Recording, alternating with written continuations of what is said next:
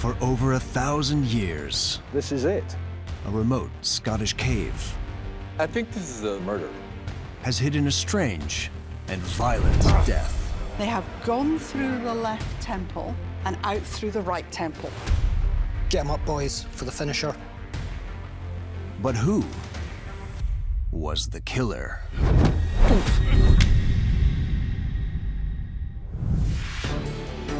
Murder is a crime as old as time. We've got the skeleton here. What can the bones tell us? In some cases, We've got a crime scene at 10,000 feet. That's interesting. Yeah. have been unsolved for centuries. It's a mystery. He had his knees sticking up like this. You have here his head. Now, archaeological geneticist Professor Turi King It tells us something about our past. and top homicide cop Rod Demery I've seen hundreds of murders, and it's all about putting that puzzle together with the evidence. are finally unearthing the truth So this could be an axe? Sure. buried in these ancient mysteries. Whether it's now or 1,500 years ago, I still want to know what made this person do what they did.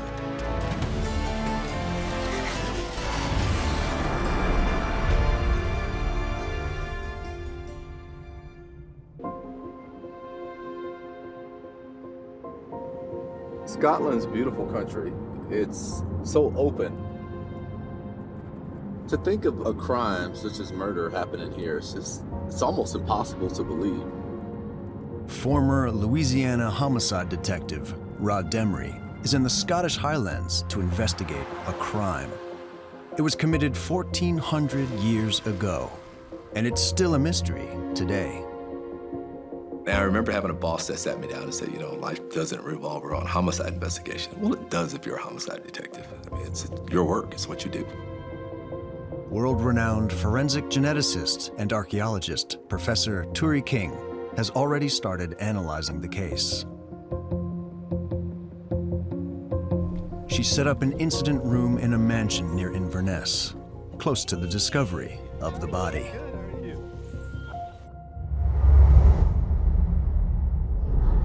Let me show you Rosemarkie Man. He was found in a sea cave not too far from here. Named after a nearby village, archaeologists discovered Rosemarkie Man in 2016 in a remote cave on Scotland's northeast coast. The skeleton was found buried in an alcove. It lay in an unusual cross-legged pose, and the skull was cracked.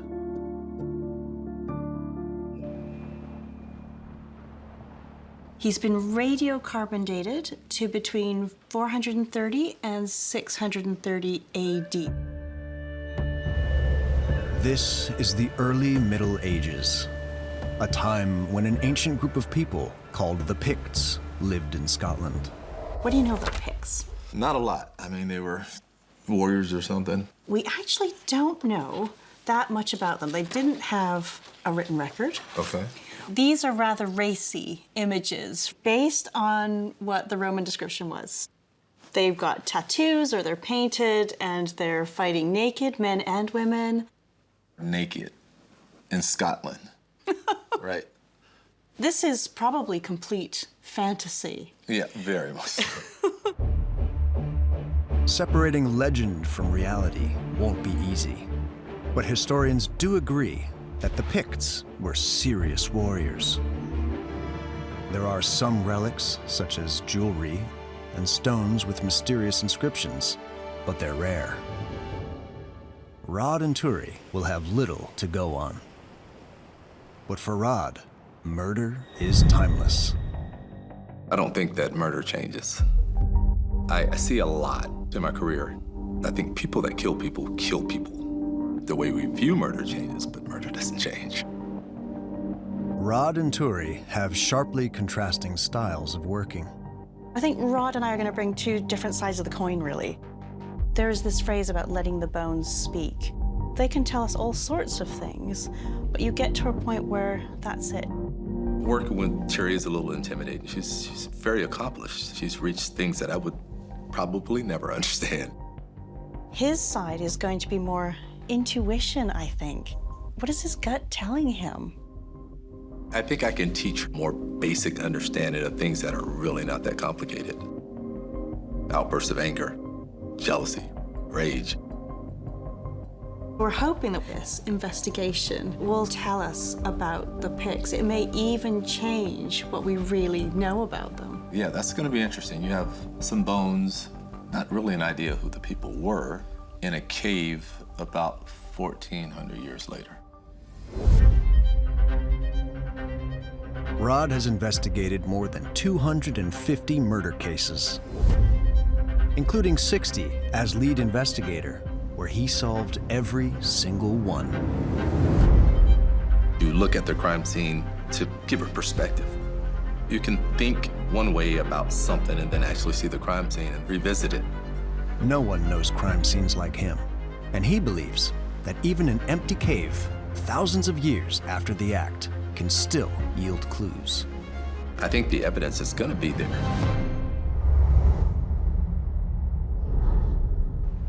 The cave is one of 3 at the bottom of a steep cliff. Amateur archaeologist James McComas found the remains during an archaeological dig This is it. on an ancient metalworking site.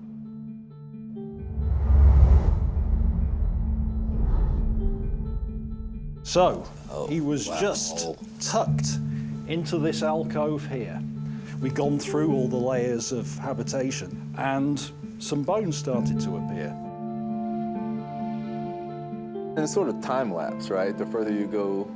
Exactly that. So the stuff at the top is recent, and the further down you go, the further back in time you're going. I got quite a lot of these butchered animal bones, but then 2 big leg bones appeared. Basically 2 knees sticking up. And we talked about that and we thought, no, this is not deer, this is not some other big mammal, Right. This is definitely human.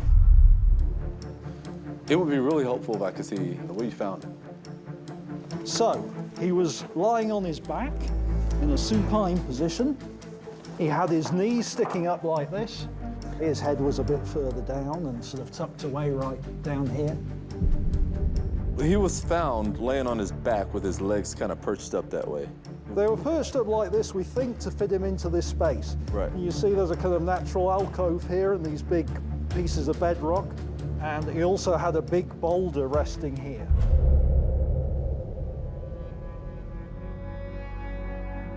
Tell me what you saw when you found the skull. At that point, we didn't know it was a crime. While all the rest of the bones looked perfectly preserved and whole, the skull had all these fractures in it. So I thought, oh, that's a shame, it's all crushed. Right. And it was only later, when we talked about it, that we thought, actually, this maybe is the cause of death. The unusual nature of the crime scene has Rod intrigued. The way a body is disposed of will tell you a lot about the murder. If a body has just been abandoned, they were shot and they just fell. That person that did it was in a hurry, trying to get out of there. If a body's been moved or somehow altered, maybe somebody's trying to manufacture a crime scene or conceal a crime. To discover more about the victim's injuries, Turi's bringing the bones, in boxes, back to Professor Lucina Hackman, one of the forensic anthropologists who first examined them. So here's our first bit of Rosemarkie man.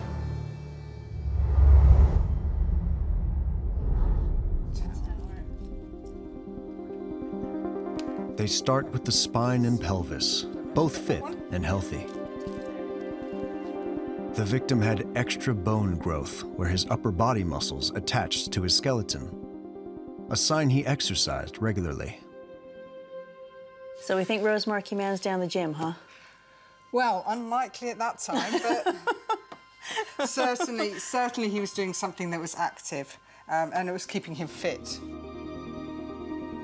Bones fuse at certain ages. A small sliver on the clavicle or collarbone shows Rosemarkie man reached at least his mid-20s. But they can narrow it down even more. What we then do is look at those areas of the body that we know change as somebody ages. So we've looked at the end of this rib here, and we know that that correlates to somebody that's between the ages of 24 and about 32. So he's essentially coming back as a relatively young man. I absolutely love the detective work involved in my job. I love the taking all of the strands of evidence together to piece together a picture of what's happened in somebody's life and how they've died. So I can already see from here, he has got injuries on him. So what was he like when he arrived with you? So the skull was in pieces. We had to spend quite some time piecing the skull together like a jigsaw, enough to be able to start to understand what happened. There's actually an injury at the top here, and you can sort of see the shape of the injury. He's also got injuries to the mandible, which is a jawbone. And you can see here, they've impacted right up into his skull. You can see, so he's lost teeth. The root is still there. The injuries, the way they're described to the skull, and the pristine condition, the rest of the bones with the skeleton ends, you can't avoid the fact that it's intentional. Turi is continuing to look for more forensic evidence. She's meeting with leading forensic anthropologist, Professor Dame Sue Black, chief examiner of Rosemarkie man's injuries.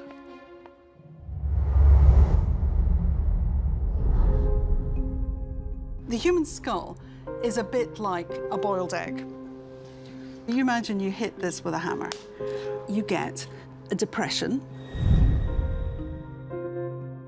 But what you also have are these radiating fractures that are coming out from there. That was the point of impact, and this is where the forces from that impact are being dissipated out. Now, if you were to then have a second fracture to that site, but look what happens to these radiating fractures. They stop at the point where you've already created a fracture line. So we can tell that this one happened first and this one happened second.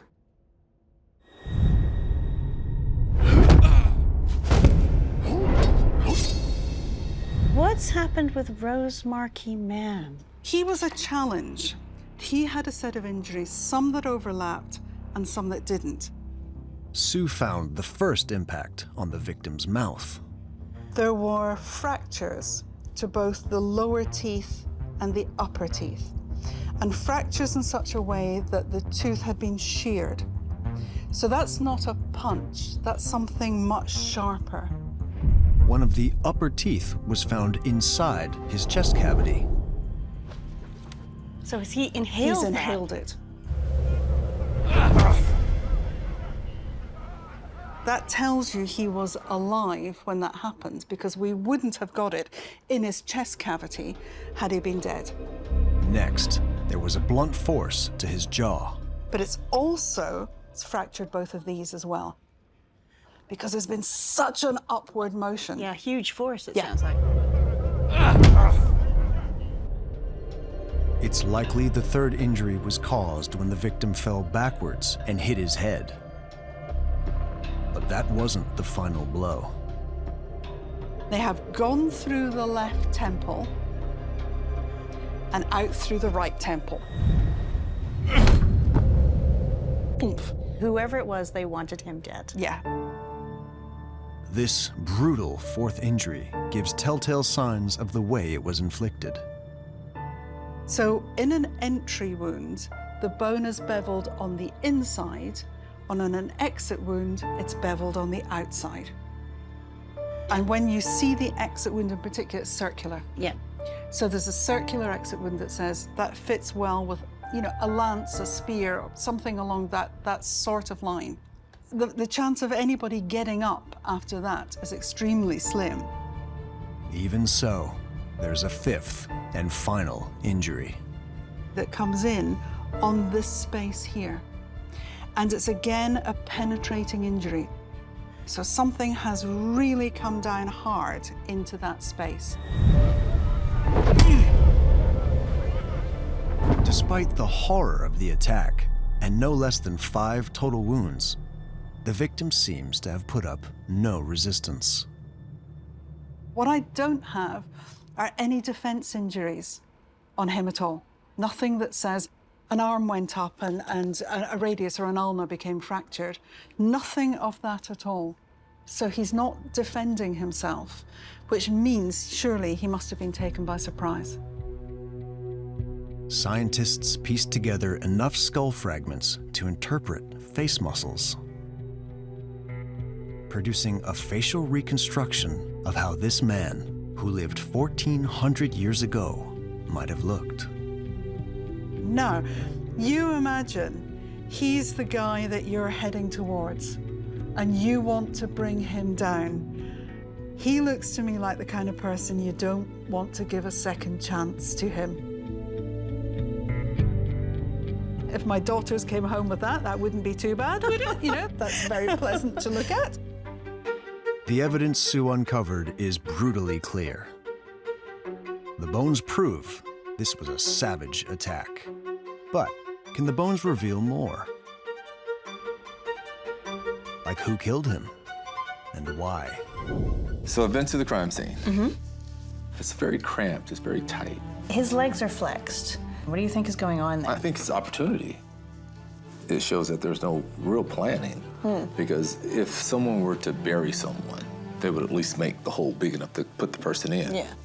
Do you think that it's been done in a bit of a hurry? They've just kind of like pulled him in, or do you think he was killed there? I don't think it was a hurry, and I don't think he was killed there. I think he was put there, and I think he was put there out of convenience. Rod's theory that the body was simply dumped in the nearest place to the murder goes against the conventional thinking. In fact, some experts are skeptical about the possibility that this was a murder at all. Many have pointed to the boulder placed between the man's legs as a sign of a more elaborate purpose. I know there are archaeologists who think that this might be ritual because of the positioning and, you know, could he have been placed that way? Ritualistic murders, I don't necessarily subscribe to the fact that the person who commits the act of murder is doing it for anything other than to satisfy their need to commit the murder. But I think it's an individual choice to commit a murder. And I think anyone who does it has a sort of an internal struggle. It sounds kind of bizarre, but that's the way it is. Rod wants to explore whether his hunch that this isn't a ritual killing is correct.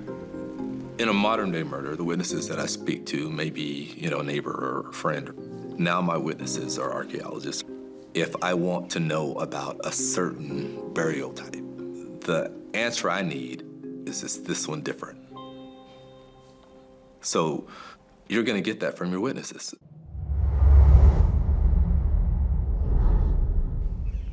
Rod's meeting archaeologist Steve Birch, an expert on Pictish burials. Is it typical to bury in caves?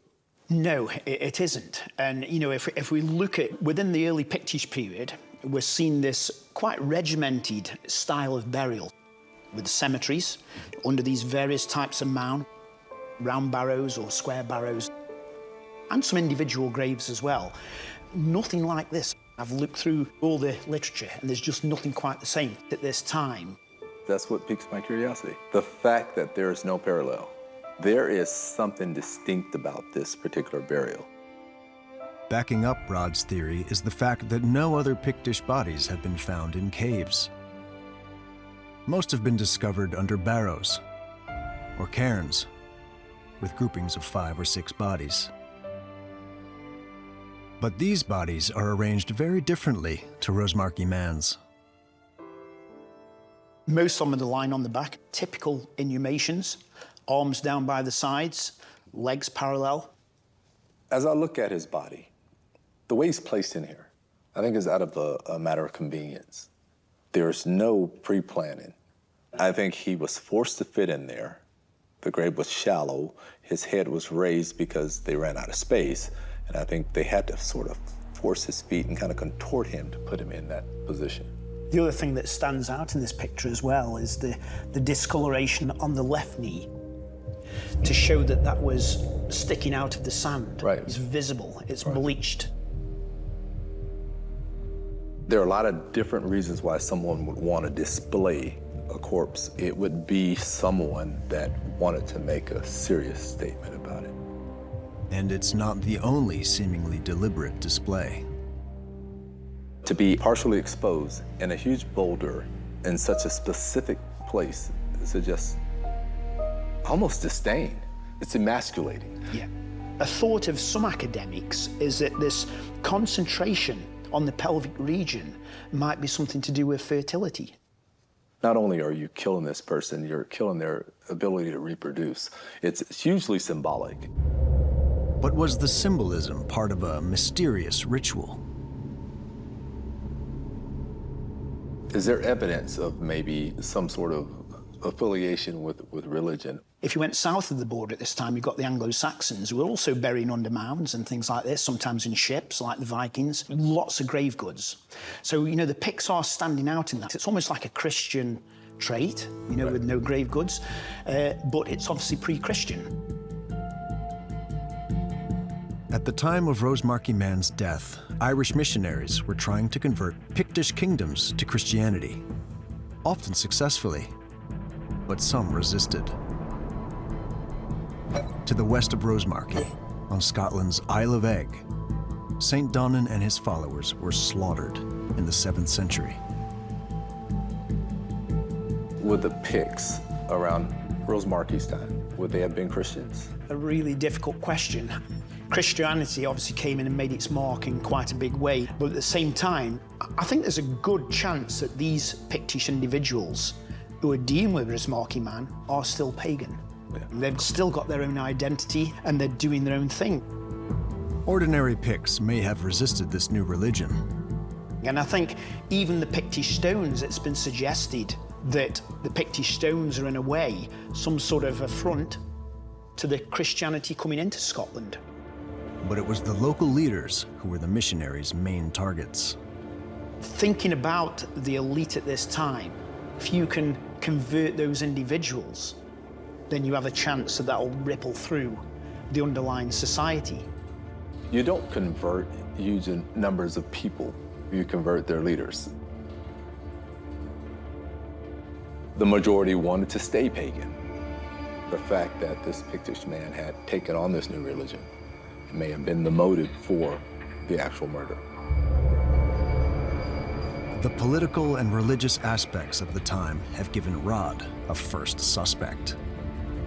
If Rosemarkie Man was a Christian convert, he may have been killed by an enraged pagan Pict.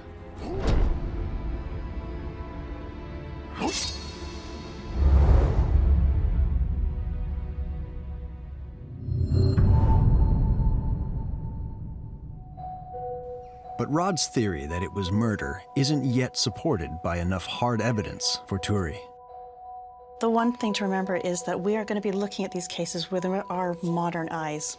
And something that we may see as a horrible murder may not have been viewed that way at the time. And I think a really good example for that is when you find sacrifices. And presumably that was part of the culture. That being said, we have to bear in mind that we can't just think that everything is a sacrifice. And that's where I'm hoping that the scientific evidence will help us.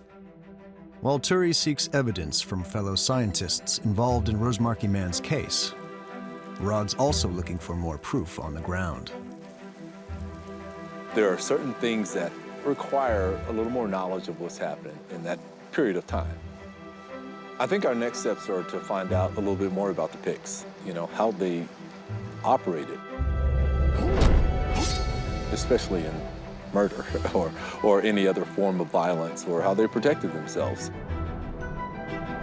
Rod is visiting Dunnottar Castle, about 100 miles southeast of Rosemarkie. Before the castle was built, Picts made these sea cliffs their home. Archaeologists have found other such sites near to this coastline, many now eroded away. At heights of over 150 feet, these cliffside communities would have been naturally fortified against attack. They would also have provided good access to the sea for attacks on other communities. Archaeologist Professor Gordon Noble has studied them.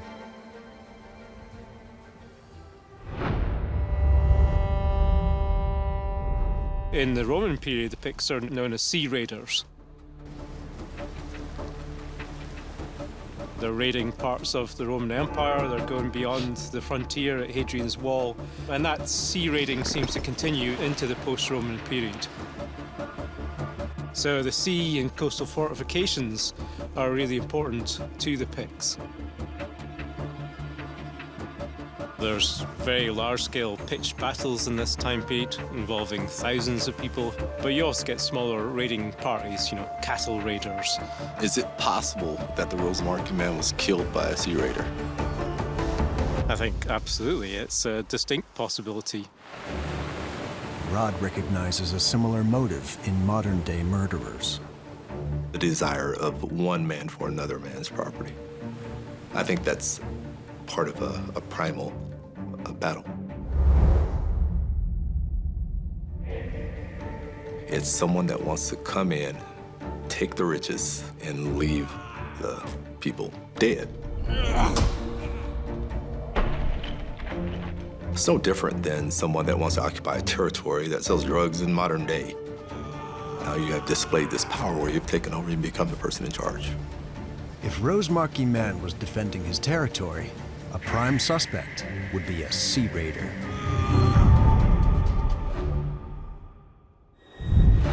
But could it be the other way around?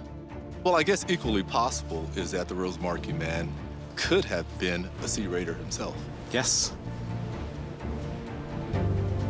So perhaps he was killed by someone defending their home against him.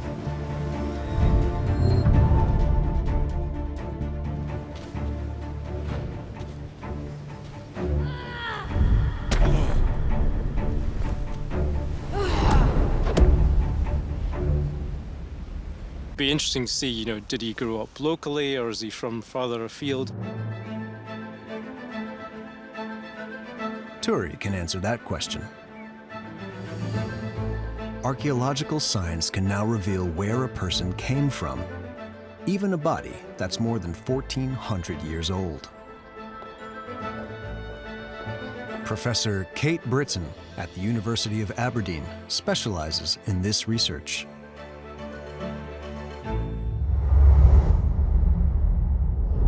I want to know whether or not Rosemarkie man was local or was an outsider. Well, there's different isotope techniques we can do to explore whether or not he was raised in this area and maybe whether he lived in the area in the years before he died, too. Isotopes are variations of a particular element. Scientists have found that geographical locations have particular isotopes in specific quantities. These are absorbed into the teeth and bones of people living there, so scientists can deduce where someone lived long after their death. Kate analyzed strontium isotopes in 2 teeth from Rosemarkie man. One formed when he was a baby, and the other in later childhood. This is a sort of map of Scotland, but it's superimposed with strontium isotope data. So here we've got the area around Rosemarkie, and both teeth are consistent with being local. Okay, he's not an outsider, he's a local boy. Well, we can say he spent his childhood somewhere very much like the area around Rosemarkie. But what about adulthood? Could the victim have left the local area and then have been killed upon his return? There's more evidence in his bones. Sulfur isotopes, they can be influenced by diet and coastal proximity. And we extracted his proteins, and it's spot on. Very, very high sulfur isotope ratio, which is exactly what you'd expect for somebody who would be living in this area in the years before death. Everything at the moment, all of the evidence is pointing to him having grown up here, lived here, and then being murdered here. This means if Rosemarkie man was killed in a fight for territory, he was almost certainly defending it. But Gordon has another suggestion for Rod. Rosemarkie man lived in the period after the Romans had left the British Isles.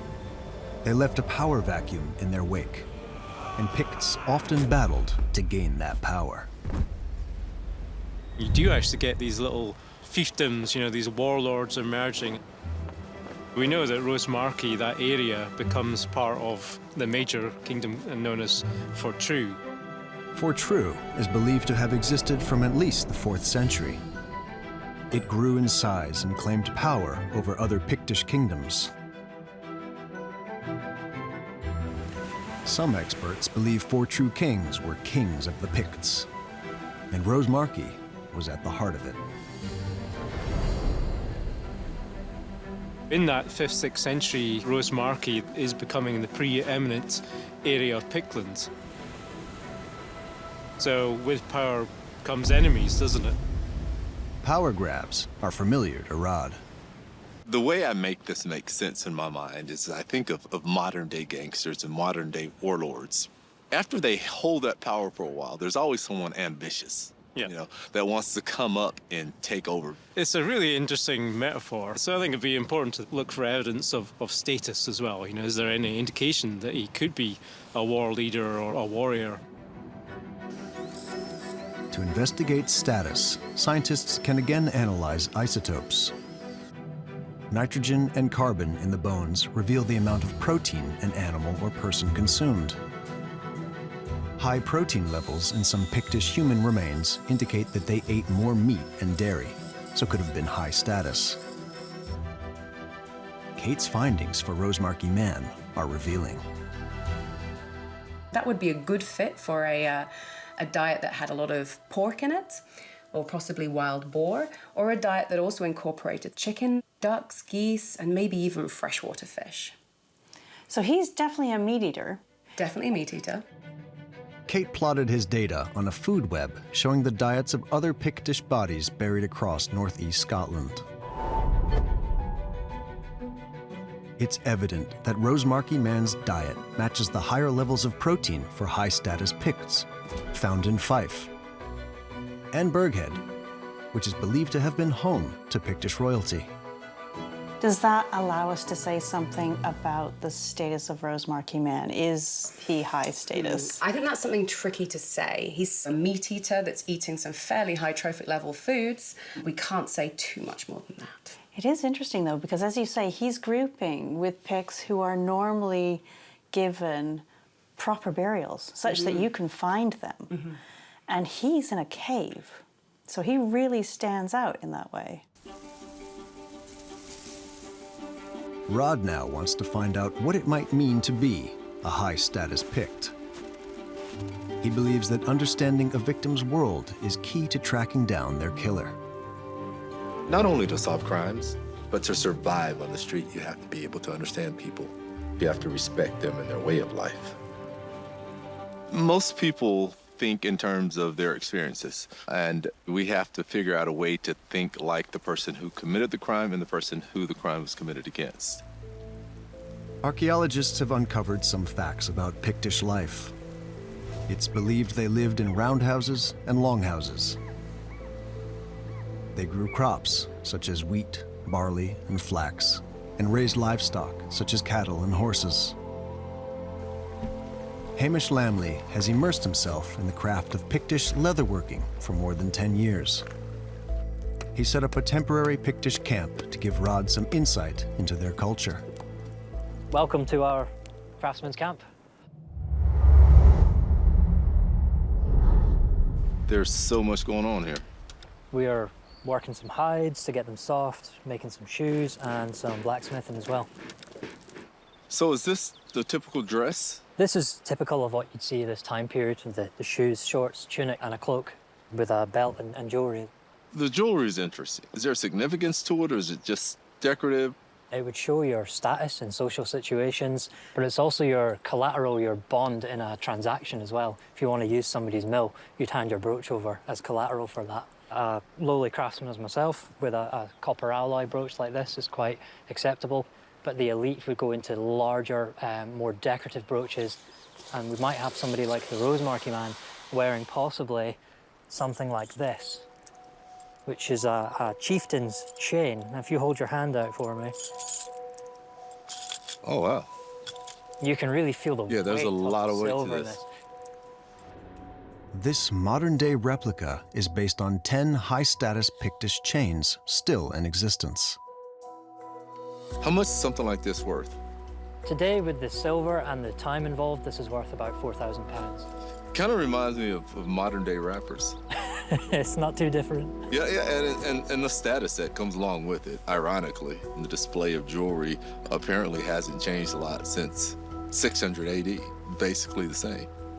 And typically, when people display these types of jewelry or things worth money, oftentimes when they're robbed or murdered, people take this. Absolutely. Some things just don't change in history. Can you give me any other indication on how wealthy Picts lived? What kind of made them stand out? We'd see powerful titles, and we'd see them leading men in campaign, trading, bringing wealth to their states. Money and power are base instincts that Rod has seen back on the streets of Shreveport, Louisiana. I believe that all murders are the result of sex, money, power, and control. Everything comes from those motives. Rod's meeting with Hamish means he now suspects a third possible murderer. An ambitious rival who wanted to become leader.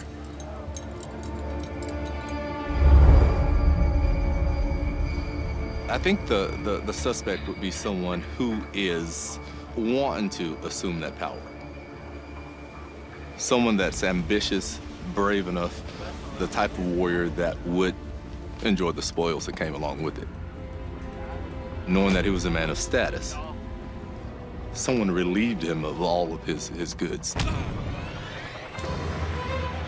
They not only took his power, but they took his status along with it.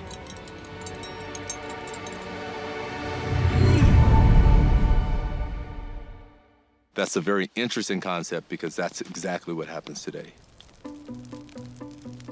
But leaders weren't the only Picts considered to have status. Blacksmiths were valued.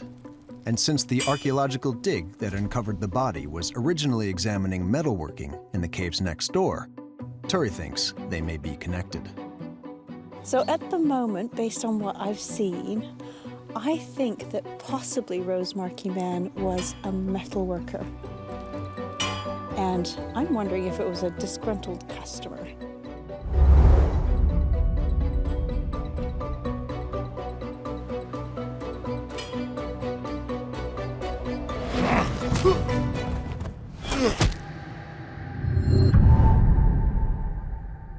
Hey, how are you?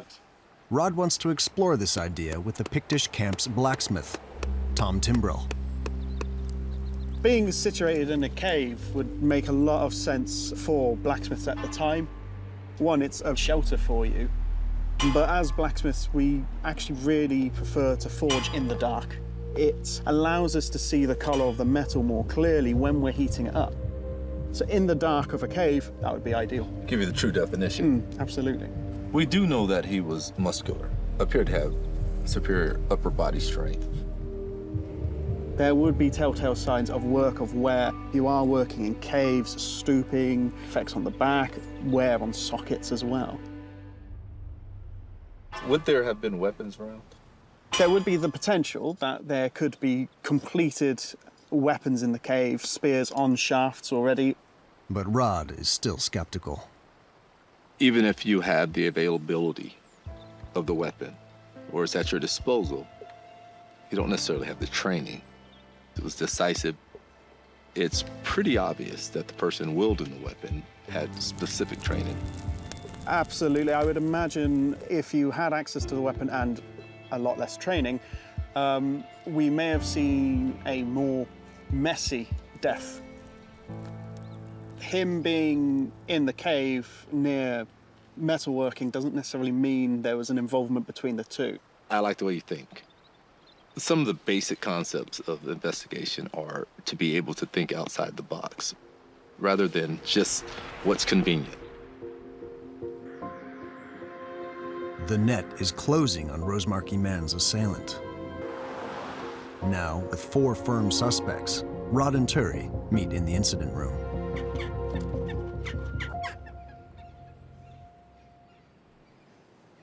So who are your suspects? Well, there's the possibility that it was an invader. Then there's the possibility that Rosemarkie Man wanted to convert to Christianity, and maybe that ruffled some feathers, and maybe people didn't want to change their way of life. And then somebody would have wanted to get rid of him because of that. Yeah, I think that may have been the catalyst, but I think the actual root of it is that someone wanted his power.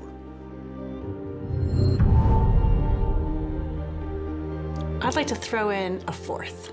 Okay. Metal worker. There was a customer who was not happy, and he happened to be trained, and he targeted him.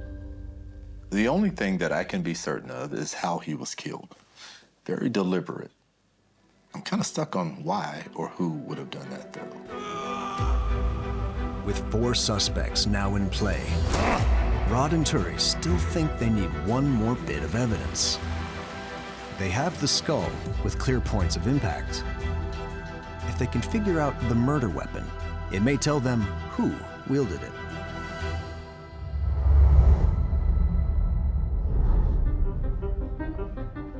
The team has found a Pictish weapons expert who they hope can match weapons to the injuries. Paul MacDonald recreates Pictish axes, swords, and spears from images carved on Pictish stones. They want to show him the injuries detailed by Sue Black. Okay, so Sue thinks this is the first one. And you can see it's come in and it's broken teeth, and he's inhaled. It's like shock because he's got a tooth down here. Do you have any thoughts on what you think might have caused that? So the staff is one of our most ancient weapons there is. It's a big stick. So the injuries you could deliver with a staff would be either concussive striking injuries or thrusting actions with the end going into the face. So that's not a punch, that's something much sharper. So it would give a wider injury, wouldn't it, on the jaw there? I think you're spot on. You're not going to get that penetrative action smashing through bones with the point of a blunt stick. So the next martial step up would be a spear. Now, the early spears had bronze points capable of penetrating and thrusting through softer tissue. So with that arrow-shaped spear, that's going to create a wider gap, just not as pinpoint or precise. Exactly. It's going to cause a much wider injury. And you may even see evidence of the thinner section of the blade here as well, and we don't see that there. The other thing we're looking for is something that's circular in cross-section. Well, there's a whole other side to the spear we can look at. This was another form of reinforcing the end of the spear and making it a weapon at the same time. And it happens to give us that rounded, tapered section for concentrated force. That's starting to look like it to me. Looks more like it. Okay, so I think we've got our murder weapon. I agree. I think it's the perfect size, shape, and purpose. Next, the team want to see how the weapon was used to inflict the sequence of injuries uncovered by forensic analysis. So what feels most natural to you then? Okay, he's grabbed, has brought the back end of the spear in for the first strike, penetrating through. The second strike, either by the spear or by his second assailant coming in, which is getting the body down to the floor. So we do know that he's on the ground because he hits his head at the back. So the next one, it comes in through the left and goes out through the right. So it looks like his head's to one side. Then that's easily delivered, boom, from above. So the thing that's bothering me is some of the angles on these, because this fifth injury is at the sort of the back left-hand side. And that looks really difficult to deliver if he's like that. So I'm just wondering, Andrew, are you okay with sitting up a bit? The suggestion of maybe 2 or even 3 assailants is more plausible now. The fact that he's attacked from the front, he hits the ground. As he's going down, you have to make your mind think.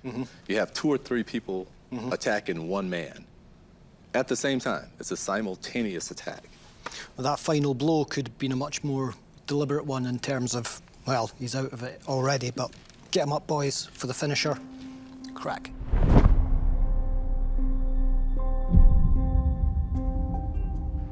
Paul's demonstration of the attack shows that it's likely Rosemarkie Man was set upon by a group of people. Rod thinks he's nearing the end of his quest. If I couldn't solve a murder, I think I would be totally devastated by it. I'm really weird when it comes to murder. It's like the ultimate goal I'm trying to reach, to understand it. That's the object, that's the goal. After much deliberation, Rod's insights and intuition have led him to one particular theory. I believe Rosemarkie Man was a man of power, a man of influence, and probably a political leader. He's a meat eater that's eating some fairly high trophic level foods. This killer was someone who wanted to seize that power or neutralize him. How much is something like this worth? This is worth about £4,000. Now, during that time, there was a lot of change happening. Rosemarkie Man was probably a man who was resistant to change. I don't think that it was a surprise to anyone except Rosemarkie Man. It was clear that it was a pointed, rounded weapon. Then that's easily delivered, boom, from above. I think he was attacked from the front while simultaneously being attacked from the side or the back. And as he fell, I think he was finished. These were severe blows that were inflicted in a very skillful manner. He's placed into a very shallow grave. He was lying on his back in a supine position. His head is tilted upward and his legs are folded. He didn't fit that hole. They just wanted to get rid of him and dump him. A stone to the groin suggests someone wanting to display some power or a finality. Taking into account all of the evidence, Rod thinks the most likely murderer was a rival leader.